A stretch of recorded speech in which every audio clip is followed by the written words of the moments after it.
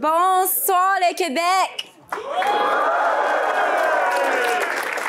Ça fait vraiment du plaisir d'être ici chez moi. Comme vous savez, j'ai grandi au Québec.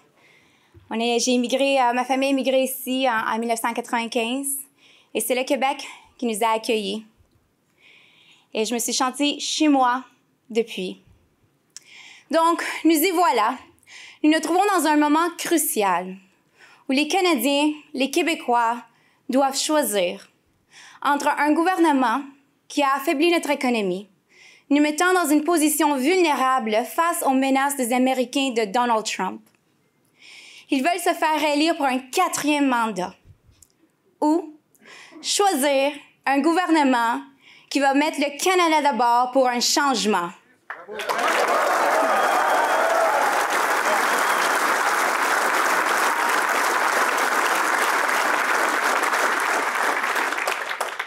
Cette aventure a commencé pour notre famille il y a 3 ans, lorsque mon mari a décidé de se présenter comme chef du Parti conservateur. Depuis, nous nous sommes promenés partout, dans tous les coins du pays. Mon mari a écouté et entendu les Canadiens, les Canadiennes, les Québécois, les Québécoises. Et il a bien compris ce qui se passait sur le terrain. Car ça, c'est du leadership. Être ici, avec le monde.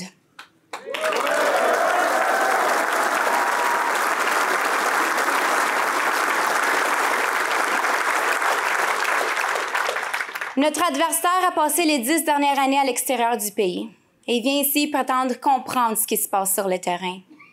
Alors que ses premières décisions, dès qu'il est devenu le premier ministre, était de tout de suite quitter le Canada et aller ailleurs. Vous savez, notre adversaire, il regarde avec mépris ce que mon mari a fait la plupart de sa vie adulte, qui est d'être ici, au Canada, de se faire élire démocratiquement, de représenter le peuple et de se battre pour nous.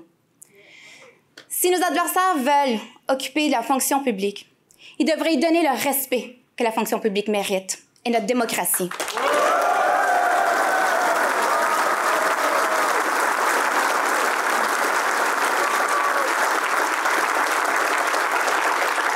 Le Canada a besoin d'un chef, d'un leader qui soit capable de bien comprendre tous les coins du pays, autant en anglais qu'en français.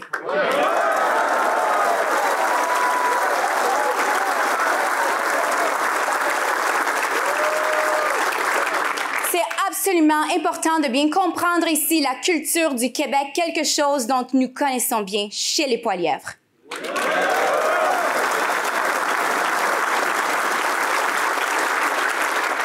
Nos enfants vont à l'école en français. Bravo! Et ils ne parlent que le français. Je crois que, au-delà de la politique, il faut bien comprendre l'homme et la famille qui se trouvent derrière tout cela. Nous nous sommes battus pour tout ce dont nous avons. Mon mari, il a été adopté par 2 parents à Calgary, qui étaient des professeurs.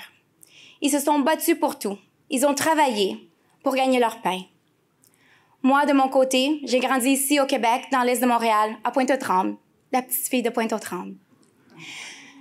Mes parents ont travaillé très fort. Mon père, il a dû ramasser des fruits et des végétaux comme premier emploi. Éventuellement, il avait 3 emplois au salaire minimum, juste pour pouvoir aider notre famille. À l'âge de 17 ans, j'ai quitté mon chez-moi et je suis devenue financièrement complètement indépendante. À l'âge de 19 ans, j'ai quitté Montréal pour aller à Ottawa. J'ai pris un prêt universitaire, j'ai travaillé à temps plein et j'ai étudié à temps plein pour pouvoir réussir et aller de l'avant.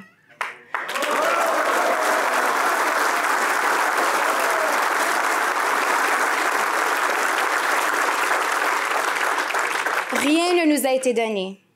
Et à l'âge de 25 ans, lorsque j'étais encore célibataire, quelques mois avant que je rencontre mon mari, en tant que jeune femme célibataire qui travaillait au Sénat, qui avait un emploi d'à peu près 50 000, c'est 48 000, je pense, que je faisais pour la sénatrice Bellemare, j'avais réussi à m'acheter un appartement dans l'est d'Ottawa. Un petit appartement de 2 chambres à coucher, 230 000 $ à l'époque, en 2012. 2012, 3 ans avant que les libéraux de Justin Trudeau prennent le pouvoir. Aujourd'hui, ce rêve n'est pas atteignable. Mais il y a de l'espoir, car nous comprenons ce que ça prend. Il y a de l'espoir car je crois fortement que mon mari sera le prochain premier ministre du Canada. Oui.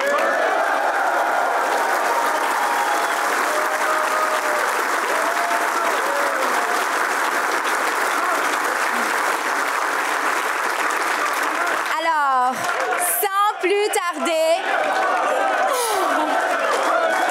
voilà.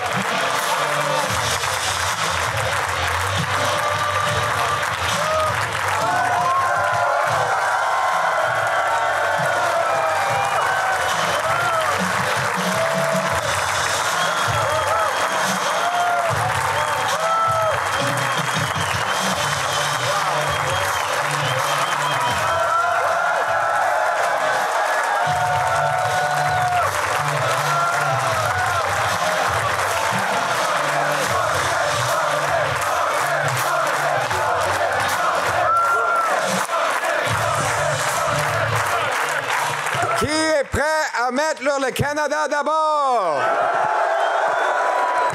Qui est prêt pour un vrai changement au pays? Wow, quelle belle annonce et merci à la petite fille de Pointe-aux-Trembles. Quel discours.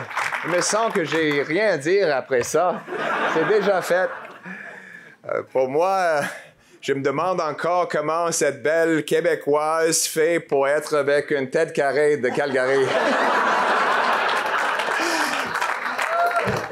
Sois honnête, tout le monde le dit. Tout le monde pose la question.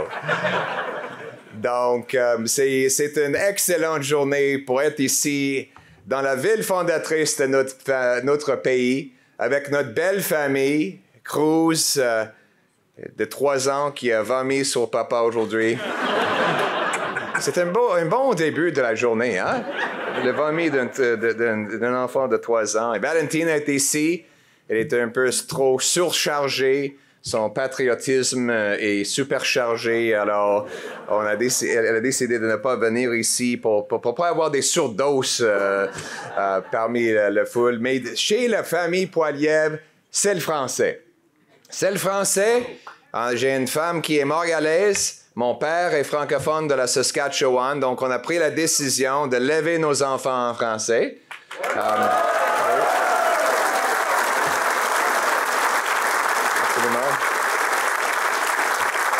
Il y a un petit peu d'espagnol, mais la réalité, c'est que mon garçon de 3 ans, il parle dans des très bonnes phrases en français, mais il parle aucun anglais, littéralement pas un mot. Pour l'instant. Il va l'attraper comme le rhume, on sait. Mais pour l'instant, on veut cristalliser le français dans sa tête et il va très bien, il s'exprime très bien.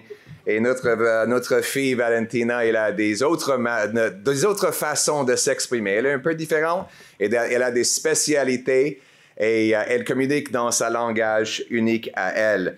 Pour moi, quand j'étais jeune, c'était le but de mon père. Comme je dis, il était un francophone de la Saskatchewan. On appelle ça un francescois. Il s'est levé dans un village qui s'appelle Léoville. C'est dans le nord central de la province, de la Saskatchewan. Et son arrière-grand-père est allé là-bas directement de la France. Il y a des communautés francophones dans les prairies. Et quand j'étais né, il voulait vraiment que je sois capable de m'exprimer en français. Donc, il m'a parlé, moi et mon frère, et il a même utilisé le chantage. Il a dit que si j'étais capable de rédiger mes vœux pour Noël en français, Père Noël allait être plus généreux. Donc, ça fonctionnait aussi. C'est incroyable. Père Noël, il est vrai, il existe. Il est un francophone aussi. Et un Canadien, c'est sûr que c'est un Canadien. Ça s'appartient au Canada.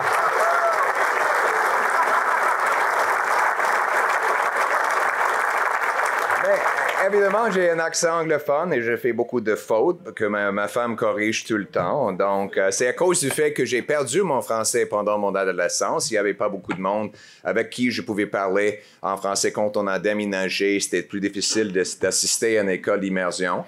Donc, j'avais besoin de retrouver mes racines françaises plus tard. Donc, je suis allé là où le meilleur français au monde est parlé, c'est au Saguenay. Saguenay. Les Saguenayens. Les Saguenayens. Es-tu les Saguenayens? Oui. Oh oui, le coach. Oh! Le Jonquière. On a Fanny. On a le coach. Fanny de Jonquière. Je suis une fan de Fanny. Le coach. Le Saguenay, c'est le seul endroit au monde où les gens parlent français sans accent. Donc, je voulais l'apprendre. Je suis allé à UQAC pour faire des leçons et je suis resté avec la famille Dubé à leur maison. On a eu des belles conversations par rapport à toutes sortes de choses. J'ai rencontré beaucoup de jeunes d'à travers le pays. En fait, l'une des choses que je veux faire, c'est d'élargir ce programme-là pour permettre plus de jeunes de venir au Québec, s'intégrer, franciser, comprendre la belle langue française.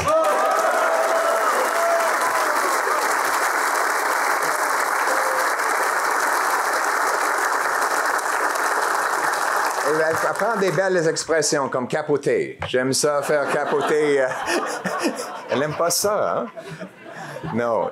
J'aime quand mes adversaires capotent à la Chambre des communes.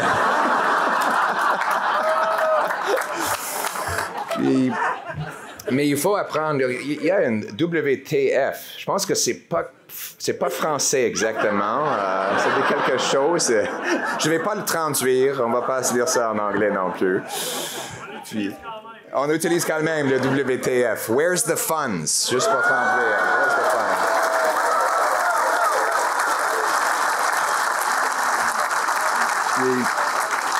Puis évidemment, la langue française, c'est la langue fondatrice du Canada, juste comme le Québec est vraiment la province fondatrice de notre pays.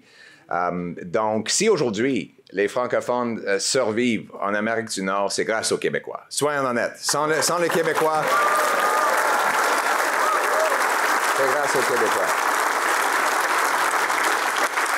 Depuis 400 ans, c'est un long temps, 400 ans, les francophones se battent pour protéger leur langue, leur culture, l'héritage. Et j'admire et je respecte la persévérance que les Québécois ont montré pour défendre et pour conserver ce qui est original et spécial aux Québécois. Les Québécois ne s'excusent pas pour leur histoire. Ils ne font pas tomber leur statut. Ils préservent leur culture et l'honneur, leurs héros. Et je le dis fièrement en anglais. Je veux le répéter en anglais parce que les anglophones à travers le Canada doivent, je pense, mieux apprendre cette leçon. The rest of Canada has to learn from Quebec's determination and its courage to protect its way of life, culture, and identity. Quebecers, do not tear down their statues, pull down their flags, or hide who they are. They sing their songs, tell their stories, and wave their flag.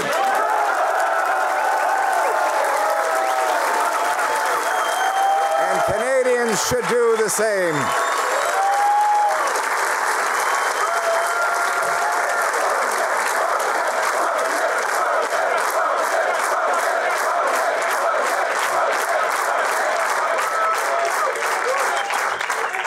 Les Québécois sont plus conservateurs qu'on le pense.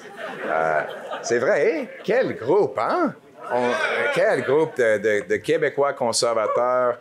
Le Québec, je dis ça avec le... C'est pas juste un jeu de mots, mais conserver l'identité, la culture, la langue, conserver, c'est un principe conservateur. Évidemment, c'est la racine du monde.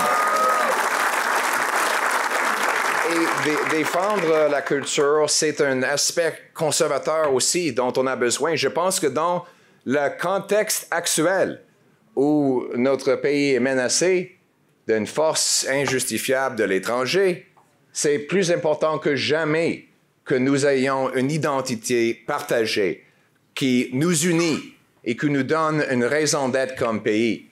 Et je suis fier d'être le chef du Parti conservateur, le parti fondateur de notre pays, le parti qui a reconnu la nation québécoise à la Chambre des communes.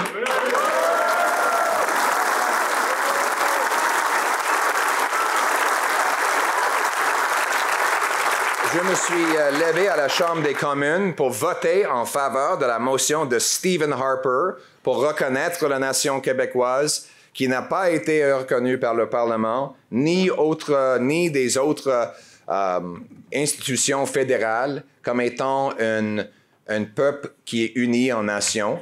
Moi, société, mais je pense que nation, c'est quand même mieux, hein? Une nation, c'est plus fort. Une nation. Évidemment, c'est une société distincte. Évidemment, c'est une société distincte, mais une nation incarne vraiment ce que les Québécois le sentent. Et il faut respecter ça. J'ajouterais quelque chose. Le nationalisme québécois fait partie du patriotisme canadien.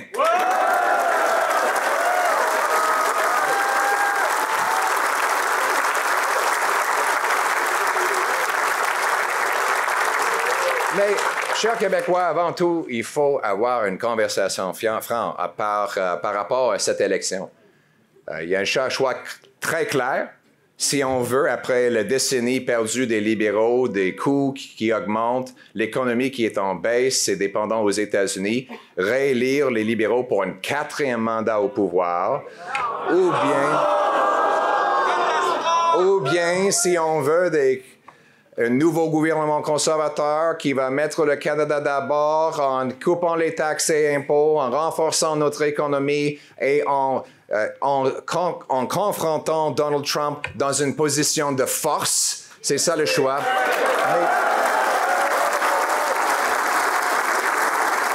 Il faut reconnaître que M. Carney n'a pas du respect pour la nation québécoise, son histoire et sa culture. Il a aboli le poste de ministre responsable pour les langues officielles. Il n'y a pas de ministre ici, dans la capitale nationale, notre ville fondatrice. Il refuse de débattre en français. Il se cache. Comment peut-il faire face à Donald Trump s'il a peur de faire les débats en français? Il a nommé le fondateur de l'initiative du siècle comme un conseiller sur la question de l'ALENA. M. Mark Wiseman, un homme qui dit vouloir détruire la gestion de l'offre, il est maintenant en partie en charge des négociations pour l'ALENA. M. Wiseman a dit qu'il fallait 100 millions d'immigrants au Canada, 100 millions de personnes. Il a dit qu'il le ferait même si ça fait aboyer le Québec. Et je cite, des insultes aux Québécois. M. Carney ne l'a ni congédié pour ses commentaires inacceptables, ni condamné ses commentaires. C'est parce qu'il est en d'accord. Et si les libéraux vont dans l'avance avec cette initiative du siècle, ça va massivement affaiblir le Québec. C'est pourquoi que j'annonce aujourd'hui que les conservateurs sont 100% contre l'initiative du siècle. On va protéger notre pays.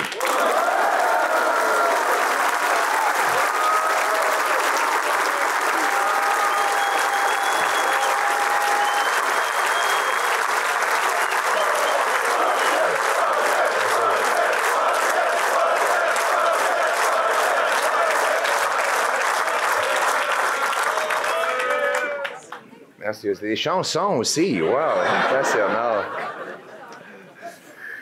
Mes amis, les Québécois sont des bâtisseurs. On est ici dans, évidemment, la ville de Samuel du Champlain. Il y a 400 ans, Québec est ici. Et Québec incarne la fierté québécoise et les valeurs conservatrices. Québec est une ville de bâtisseurs, une ville d'entrepreneurs. Ici, on croit à la liberté d'entreprise, à la réussite individuelle.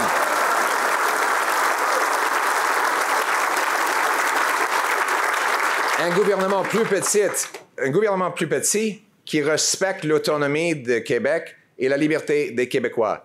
Les gens de Québec, c'est un gouvernement moins grand à Ottawa permet les citoyens de Québec d'être plus forts, d'être plus libres et d'être plus en charge de leur vie.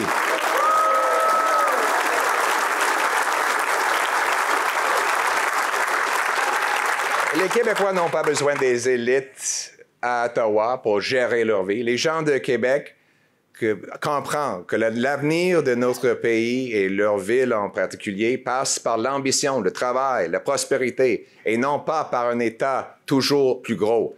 Un État morbidement obèse, consomme tout et laisse rien pour les citoyens travaillants de Québec.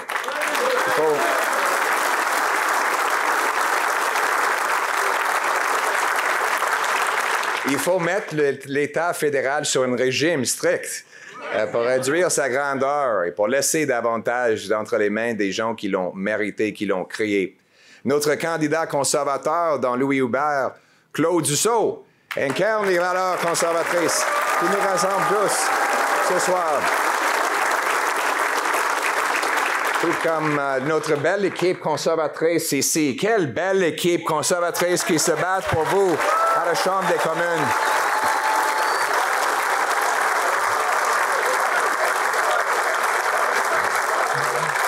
Et évidemment, contrairement à M. Carney, je vais avoir une ministre dans la région de la capitale nationale.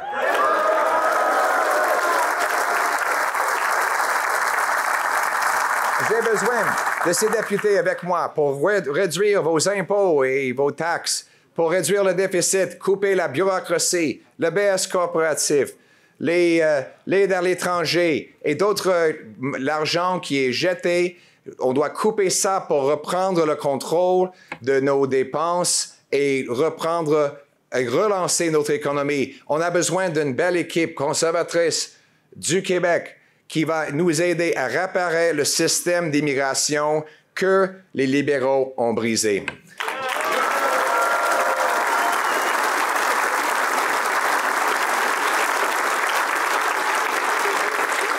Mes amis, René Lévesque a dit, « Méfiez-vous des gens qui disent aimer le peuple, mais qui détestent ce que le peuple aime. » C'est vrai, hein? Il avait raison. Il avait raison. Depuis 10 ans, certains politiciens et journalistes des élites regardent de haut qu'on appelle les gens ordinaires.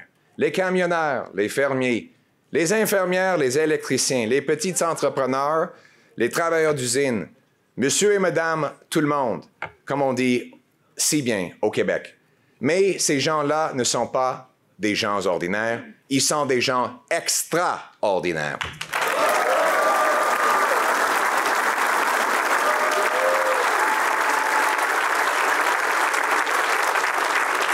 Ils font fonctionner notre société. Ils amènent... Oh non, Cruzan Bobo, petit gars. Oh, il veut son chapeau? Il veut son chapeau. Il fait ta tuque.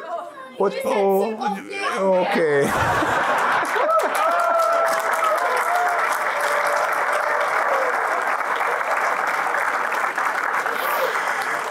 Il veut vraiment pas enlever le tuque. Je ne sais pas pourquoi. Mais il a son manteau de pilote. C'est lui le pilote pour notre avion de campagne. Apparemment, il a besoin de son chapeau tout le temps. Donc, il va avoir son chapeau. Il est le patron pour l'instant. Donc, quand sa sœur arrive, c'est elle qui va être le patron. Elle est beaucoup plus forte.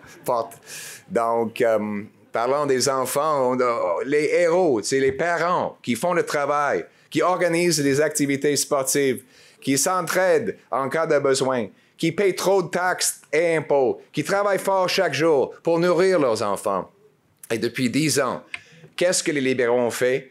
ils ont ajouté plus de coûts à ces gens-là. Ça tombe bien parce que moi, je me souviens. Je me souviens ce que les libéraux ont fait.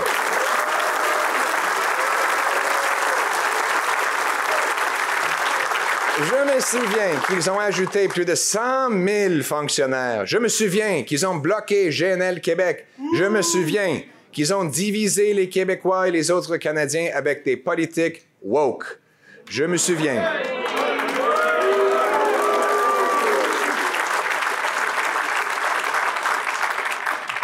Oh. Il voulait un drapeau. Bravo, Cruz. T'as un drapeau? Très patriotique. Oui, t'as un drapeau? Qu'est-ce qui est sur le drapeau? C'est quoi ça? C'est une feuille? C'est une feuille? Il est trop gêné. Petit gars. OK. Donc, mais il y a 2 drapeaux. Fleur de lis aussi. Bravo, les 2. Oui, wow. Je me souviens que les libéraux ont attaqué nos chasseurs et nos tireurs sportifs avec des lois ridicules. Je me souviens qu'ils ont étouffé nos petites et moyennes entreprises avec des taxes et les paperasses inutiles. Je me souviens qu'ils ont augmenté l'immigration et rendu hors de contrôle notre système malgré les opinions des Québécois. Je me souviens qu'ils ont fait la guerre contre l'auto en augmentant les taxes et en bloquant la construction d'autoroutes. Et en plus, ils continuent d'imposer un tramway impopulaire que personne ne le veut.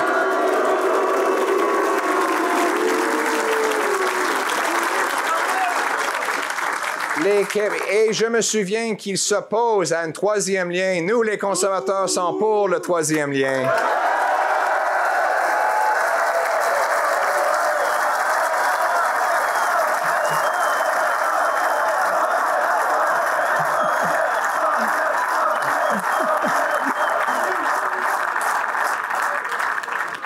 Je suis tellement excité, j'ai mis de l'eau sur mon cabane. Prospérité, oui, c'est ça. Les libéraux sont des donneurs de leçons. Cette situation ne peut pas durer. Moi, je vais toujours défendre monsieur et madame tout le monde, ces gens extraordinaires qui lèvent tôt pour chaque matin, pour gagner leur vie et prendre soin de leurs enfants. Il y a 10 ans, avant l'arrivée des libéraux au pouvoir, la promesse du Canada était la suivante, que peu importe d'où vous venez, si vous travaillez fort, vous pouvez aspirer à une meilleure vie. En travaillant fort, c'était possible de gagner un bon salaire, de s'acheter une belle maison, de fonder une famille dans un quartier sécuritaire. Ma mère, elle était une adolescente de 16 ans quand j'étais né. Elle m'a donné en adoption aux 2 enseignants et ils m'ont appris cette belle promesse. Cette promesse, chaque fois que je demandais quelque chose de mon père, il m'a demandé de faire du travail pour le gagner. Il a dit que la vie fonctionnait comme ça. Mais à l'inverse, ça devrait payer. Cette promesse a permis ma femme, Anna, de bâtir une belle vie en venant ici de Venezuela comme réfugié. Mais les libéraux de Carney et Trudeau ont brisé cette promesse. Le coût de la vie continue d'augmenter. L'épicerie coûte plus cher que jamais. L'essence est hors de prix. Le prix de loyer et des paiements hypothécaires ont doublé. L'itinérance a explosé partout. Nous le voyons dans nos rues. Nos banques alimentaires débordent avec 2 fois plus de demandes. Et nos rues sont plus dangereuses à cause des criminels libérés un fois après l'autre avec des politiques de libération automatique.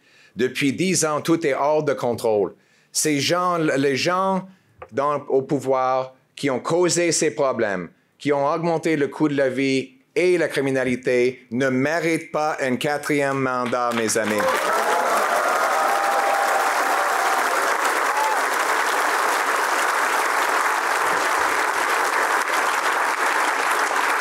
Il nous faut un nouveau gouvernement conservateur pour mettre le Canada d'abord, en reprenant le contrôle. Je suis pas là pour être le meilleur ami des autres politiciens, ou les journalistes, ou les lobbyistes, ou les élites mondaines. Je suis là pour reprendre le contrôle pour vous, pour relancer notre économie et restaurer la promesse du Canada, pour permettre à tous ceux et celles qui travaillent fort de réussir. C'est ça le gros bon sens et c'est ce que nous allons faire. Nous allons faire en sorte.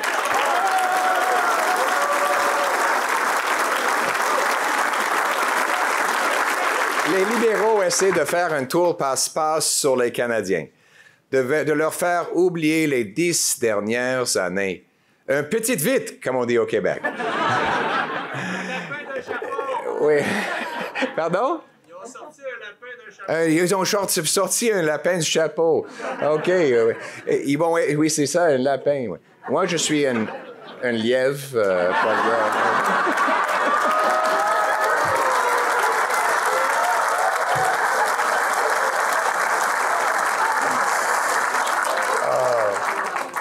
Mais je suis assez dur qu'une pierre, OK? Les deux.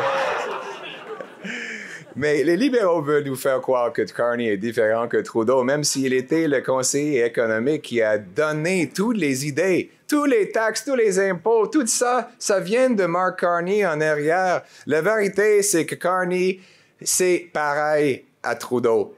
Même équipe libérale, même recette libérale, même promesse libérale, et ça va être les mêmes résultats. La seule différence, c'est que Carney porte des bas bruns.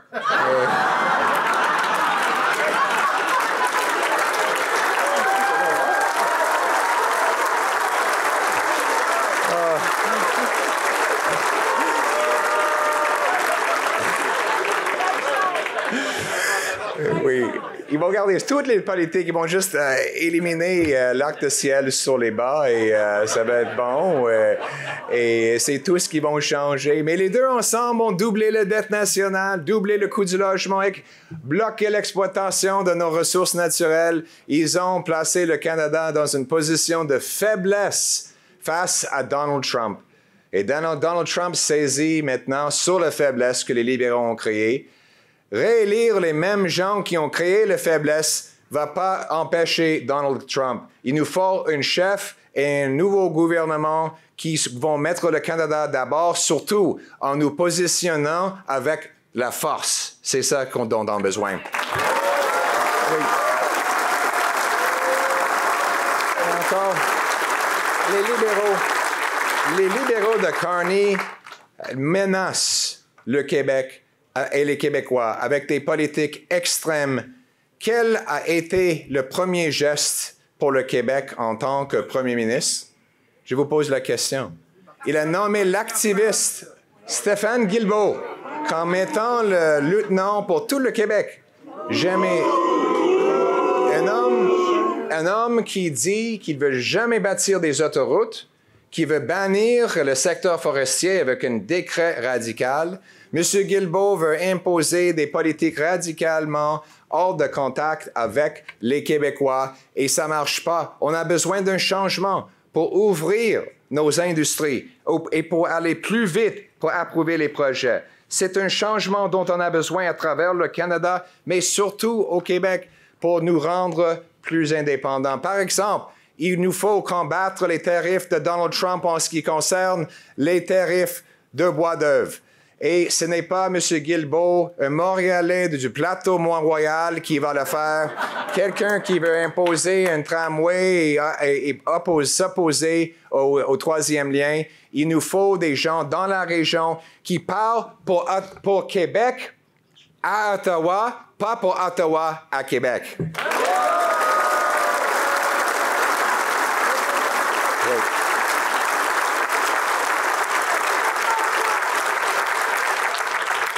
Donc, il faut que nous nous unissions pour bâtir un meilleur avenir pour le Québec, pour agir dans les intérêts de notre province et pour notre pays et toutes les provinces. Chers Québécois, il est temps de tourner la page. Il est temps d'adopter une nouvelle approche, une approche qui respecte le Québec et toutes ses régions. Une approche qui donne aux Québécois plus de pouvoir sur leur avenir, une approche qui va permettre aux Québécois de reprendre le contrôle. Mon gouvernement va enfin mettre en place un programme de fédéralisme responsable.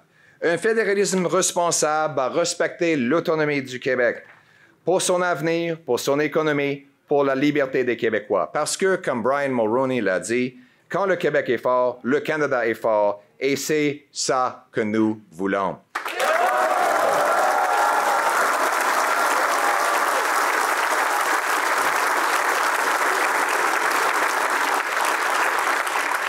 Parlons maintenant de la plateforme des conservateurs pour le Québec. Oui, malgré tout ce que disent les journalistes, ils ont dit qu'on n'allait jamais avoir une plateforme pour le Québec. Moi, je n'ai jamais dit ça. C'est une remarque que les journalistes ont inventée. Chers Québécois, les libéraux ont brisé, on va commencer avec l'immigration. Les libéraux ont brisé le système d'immigration. Et ça, pour ça, le Québec est en train de payer le prix. La nation québécoise a toujours été généreuse, comme elle a été avec ma femme Anna, qui a trouvé les Québécois extrêmement accueillants. Mais maintenant, le Québec est au point de rupture. Les écoles manquent d'enseignants. Les jeunes parents n'ont pas de place en garderie. Les services de francisation débordent. La crise du logement est de pire en pire. Le prix des maisons continue d'augmenter. Et pour les jeunes familles, acheter une maison est abordable et de plus en plus difficile. Après 10 ans, le nombre de demandeurs d'asile et d'immigrants temporaires au Québec a explosé juste à 600 000. 600 000 juste au Québec. Le Québec ne peut pas intégrer 600 000 personnes en même temps. C'est pourquoi un gouvernement conservateur s'engage à rétablir les seuils d'immigration comme auparavant, un seuil responsable, à resserrer les règles pour l'expulsion des faux demandeurs d'asile. Des faux demandeurs d'asile.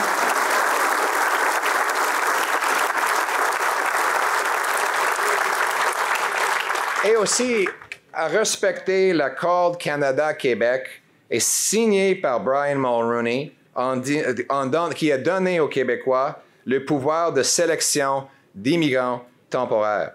Ça va permettre au gouvernement du Québec de mieux protéger le français et sélectionner des immigrants francophones et de mieux contrôler l'intégration et l'immigration qui sera en mesure de capacité d'accueil.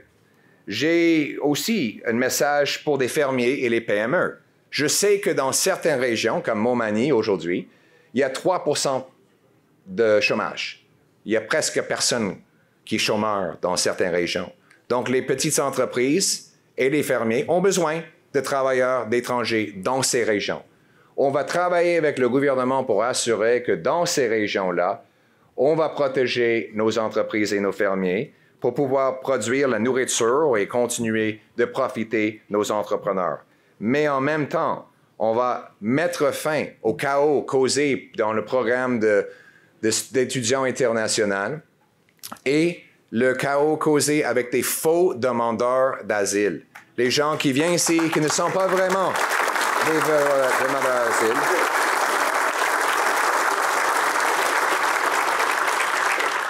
On va utiliser des moyens comme de traiter les cas les plus récents le plus rapidement pour que ça élimine l'incitation des gens de venir ici qui ne sont pas des demandeurs d'asile, mais qui restent ici pendant des années, des années, des années.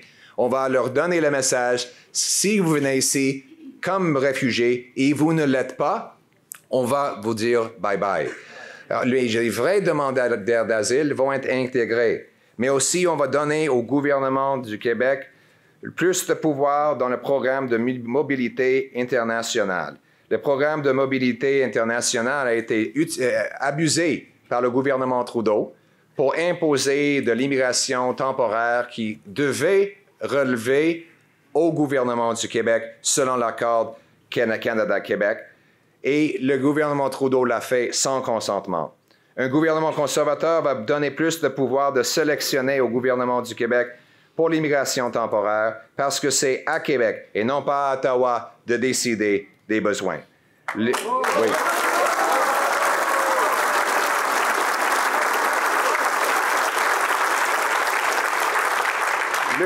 Le Québec pourra sélectionner les immigrants temporaires issus du programme de mobilité internationale avec un certificat d'adaptation. Mes chers Québécois, ça va être un système ordonné. On va avoir les nombres qu'on peut absorber, franciser, loger, soigner et inviter de la façon qu'on a invité Anna et sa famille il y a des décennies. Mais après que les libéraux ont détruit notre système d'immigration, est-ce qu'ils méritent un 4e mandat au pouvoir? Non! Il faut un gouvernement conservateur qui va mettre le Canada d'abord en matière d'immigration. Oui. Et en plus, on va rejeter le programme, l'initiative du siècle. On ne va jamais aspirer de tripler notre population à 100 millions de personnes. On va protéger notre système et on ne va jamais permettre des entreprises, des corporations multinationales qui essaient d'utiliser l'immigration pour faire baisser les salaires des Canadiens. C'est ça le vrai agenda de M. Wiseman, de M. Carney et de l'initiative du siècle. C'est vraiment de baisser les salaires pour profiter des multinationales. Ça ne devrait pas fonctionner comme ça. On doit protéger les intérêts de notre propre citoyens.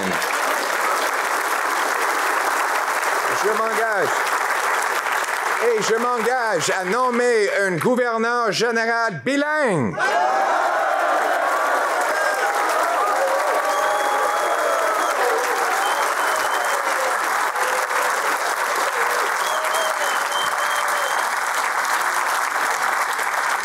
On a besoin d'un gouverneur général bilingue, un premier ministre bilingue, c'est sûr. Quelqu'un qui peut parler aux Québécois en français, mais de plus important, écouter les Québécois en français. On va collaborer avec le gouvernement du Québec pour protéger la langue française et on va aussi faire en sorte que les Québécois aient plus grande voix dans notre gouvernement. Le débat, parlant des débats, M. Carney, on m'a dit une expression aujourd'hui, un de mes amis québécois, il est trop peureux pour faire le débat. Comment est-ce qu'il va pouvoir confronter Donald Trump s'il n'est pas capable de faire des débats? Mouillé, c'était notre mot. Oh. Pardon? Mouillé, OK. Il y a beaucoup d'expressions. Merci de les leçons. Je prends un peu chaque jour. Mais un gouvernement conservateur va aussi maintenir le financement pour la culture francophone et québécoise. On va préserver les services de Radio-Canada partout au pays. Un gouvernement conservateur va mettre fin à la guerre contre l'auto.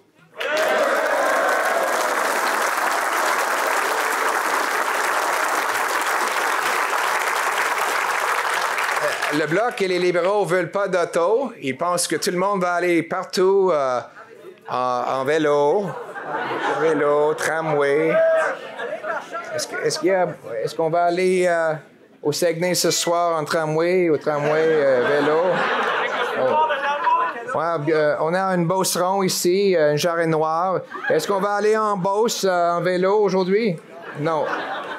Ça prend un char, hein? Oui. Oui, votre char, c'est votre char. Et on va bâtir des autoroutes.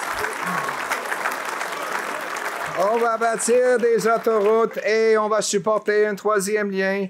On va faire en sorte... Oui, c'est nécessaire. Pardon? Ça nous prend des batteries canadiennes! Oh, des batteries canadiennes. Ça prend de l'énergie canadienne, c'est sûr et c'est certain.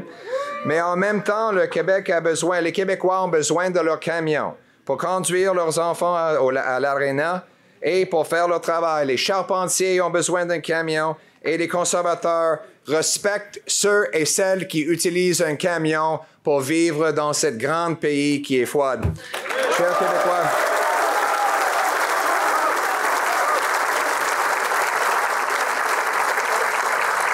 pour reprendre le contrôle, il faut reconnaître l'importance de nos régions Et ça comprend aussi des chasseurs. Les conservateurs vont abroger des interdictions sur des chasseurs et des tireurs sportifs et on va mettre des vrais criminels en prison.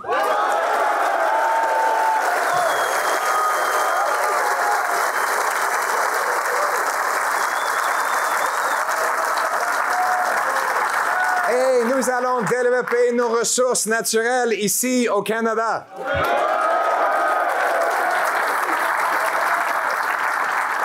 Les libéraux veulent fermer nos industries avec la loi C-69 en passant une loi qui enfreint les droits constitutionnels des provinces pour empêcher nos ressources. Moi, je vais abroger la loi C-69 pour qu'on puisse créer des mines, des usines, des pipelines. Des pipelines. Et je vais donner le feu vert à GNL Québec.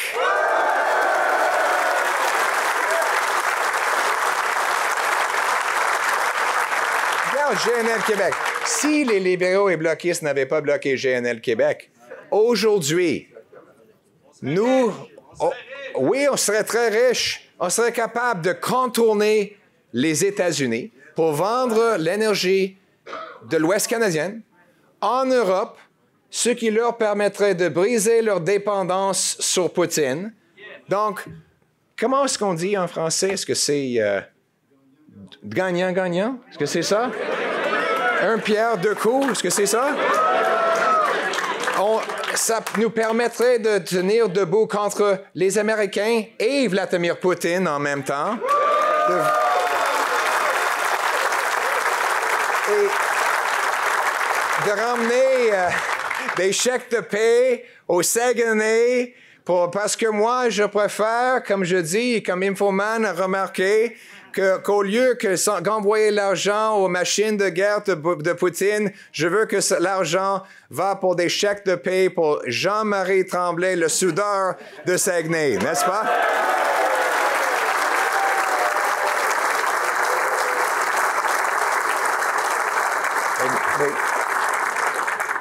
Mais le Bloc et les libéraux disent qu'il n'y a pas d'acceptabilité sociale pour ça.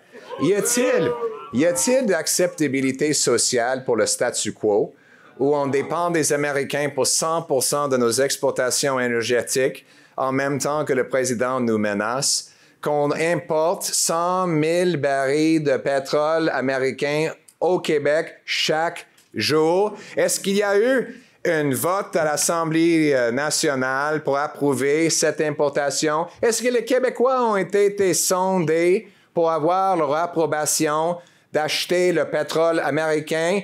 Qui veut pouvoir acheter plus d'énergie canadienne au Québec?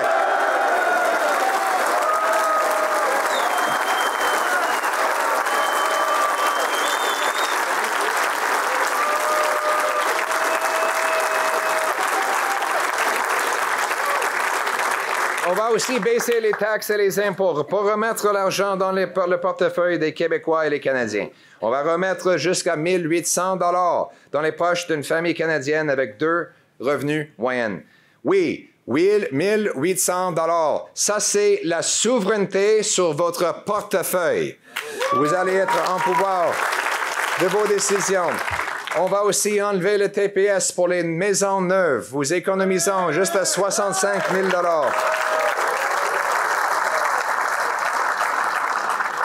Et en même temps, si on veut accomplir ces choses, il faut voter pour ça. Parce que voter pour le Bloc, ça a des conséquences. Voter pour le Bloc, ça garde des libéraux au pouvoir.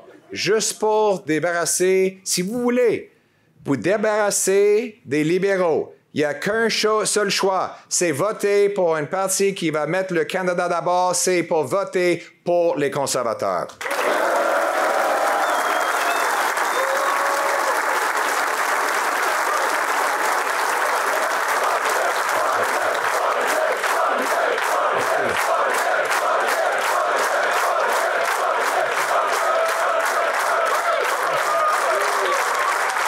Merci, mes amis.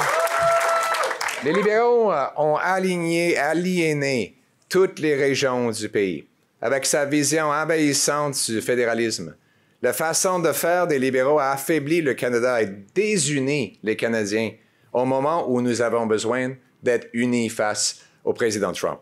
Pour faire face aux Américains, il faut unir et rassembler.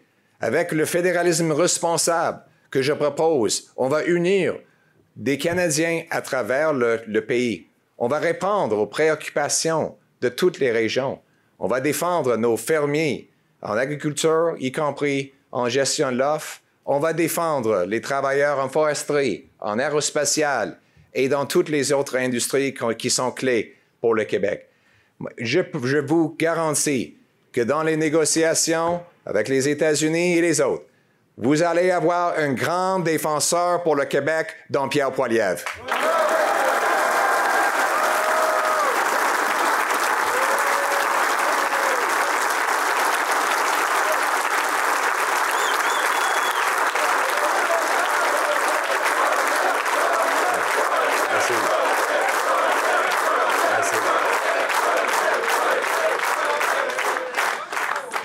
Aujourd'hui, je promets d'adopter cette approche responsable. Mon gouvernement portera le voix du Québec à Washington. On va travailler avec le gouvernement du Québec pour assurer que les intérêts des Québécois sont toujours défendus. On va défendre aussi l'exception culturelle dans la prochaine négociation avec les États-Unis. Et oui, on va défendre la gestion de l'offre. J'ai un message ce soir pour les Québécois face aux menaces de Donald Trump. On va travailler plus fort. On va se serrer les coudes. Non, nous ne serons jamais un État américain. Jamais.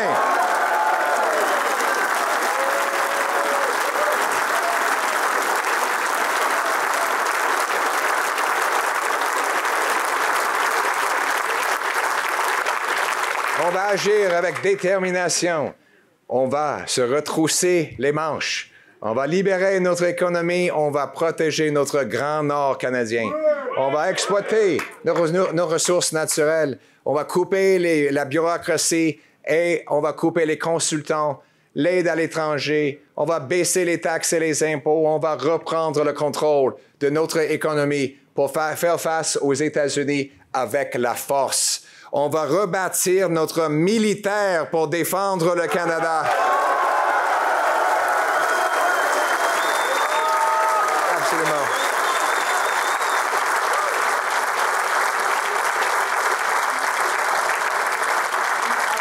On va bâtir plus de brise-glaces et les Québécois dans la région ici savent bâtir des brise-glaces, c'est sûr. On va défendre notre chez nous parce qu'il vaut la peine de se battre pour le Canada. Notre pays qui nous a donné tellement. On est reconnaissant pour ce que ce pays m'a fait. Moi, je suis très reconnaissant pour ce que ce pays m'a donné. Je suis très chanceux d'avoir des origines aussi humbles, mais de pouvoir être ici devant vous aujourd'hui. C'est une grosse horreur. Des fois, je trouve ça émouvant d'avoir une telle responsabilité, même ayant des origines aussi modestes. Mais ça, c'est le... Merci. Merci.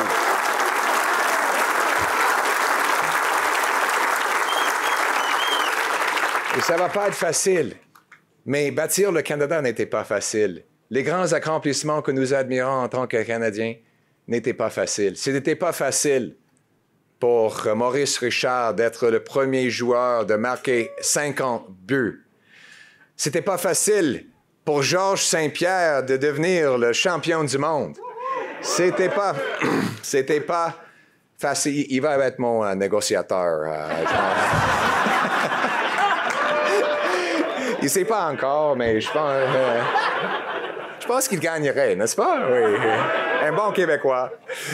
Ce n'était pas facile pour Céline Dion de devenir la plus grande chanteuse du monde. Ce n'était pas facile pour Alain Bouchard de lancer son premier dépanneur et bâtir un empire. Ce n'était pas facile pour Léo Majeur de libérer une ville entière des nazis.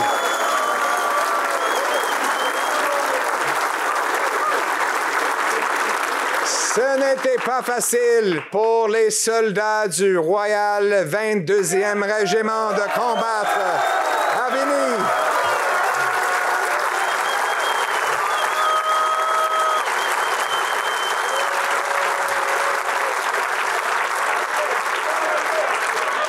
Ce n'était pas facile, mais nous allons le faire. Nous l'avons fait. Et nous allons le faire. Nous allons remporter pour notre pays. Nous allons nous battre jusqu'au bout, avec force. Tout le monde ensemble, Québécois et Canadiens, unis avec une seule vision. Québécois et Québécoises, j'ai besoin de vous dans mon équipe. J'ai besoin